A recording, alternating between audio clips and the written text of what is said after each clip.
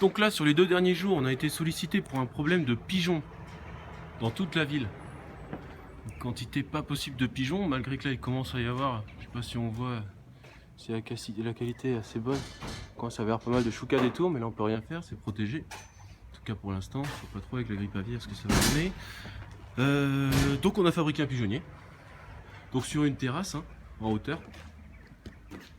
Voilà, pour que les pigeons, quand ils voient la nourriture, rentrent dans le pigeonnier. On va en apprivoiser quelques-uns. On peut apprivoiser MLS Chechel, toi. Et voilà, donc on a un pigeonnier sur une terrasse et après sur toutes les autres terrasses, enfin sur le maximum de terrasses qu'on va pouvoir, on va mettre des cages. Donc des cages de capture, hein, comme celle-ci. Donc avec un système de clapet anti-retour qu'on a aussi inclus au pigeonnier pour pouvoir les capturer, évidemment.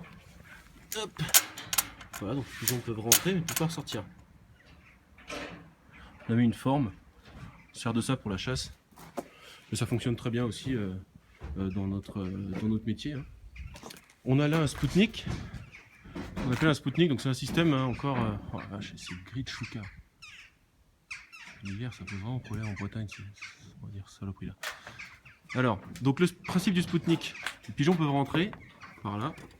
Là, il y a assez d'espace pour qu'ils rentrent, ils peuvent plus ressortir. Parce qu'ils sont obligés d'écarter les ailes pour sauter, pas pour sortir. Et donc ça passe pas. Donc voilà, on a un système de sortie ici. Parce qu'une fois qu'on aura une dizaine de pigeons à l'intérieur, voilà, ceux qu'on aura capturés en plus, c'est pas la peine de les garder, on les remet à des colombophiles. Voilà, et eux ils s'en occuperont beaucoup mieux que nous. Donc quand on en aura une dizaine, on les conserve dans le pigeonnier pendant une dizaine de semaines. Et après normalement ils sont à peu près apprivoisés hein, pour ici parce qu'ils vont faire leurs petits et les nichés qui vont naître ici. On va pas voir grand chose par contre, j'ai pas de lumière. On va ouvrir là, non c'est déjà ouvert. Ouais, je sais pas si on voit très bien. Est-il que là on peut pas sortir la lampe de poche là, non, tant pis. Et Adrien, tu peux pas regarder si ma lampe de poche Ouais. Donc on a fait des trous pour qu'ils rentrent par là. Les gens aiment bien les poches. D'accord. Je sais pas si c'est vraiment la peine de laisser ça dans la vidéo. Si elle marche plus, j'ose pas imaginer. Hop. Donc on a fait des nichoirs. Donc comme ça on va mettre de la paille. Hein. C'est pas encore très bien, c'est pas encore fini. Hein. Voilà, on va en garder. Il peut y avoir quelque chose comme 18 nichoirs. Mais bon, quand on va avoir une dizaine de pigeons à l'intérieur, ça suffira. Du perchoir aussi évidemment. D'autres formes. Donc voilà la volière, hein. Toujours le même principe, le Spoutnik, les nichoirs, les trous. Hop. On va fermer tout ça.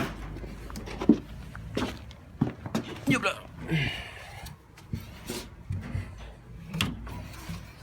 Une main c'est pas évident. Hop là, voilà. Tac. Donc on va mettre des agréments, des mangeoires, hein, évidemment. Hop. Et on ferme ça.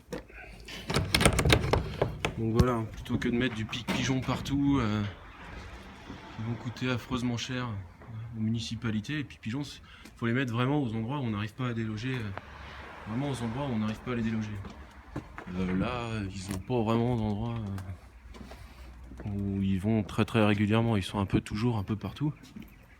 C'est fou, pas quelques choucas qu'on voit. Et donc quand on peut avoir des solutions comme ça, c'est beaucoup mieux.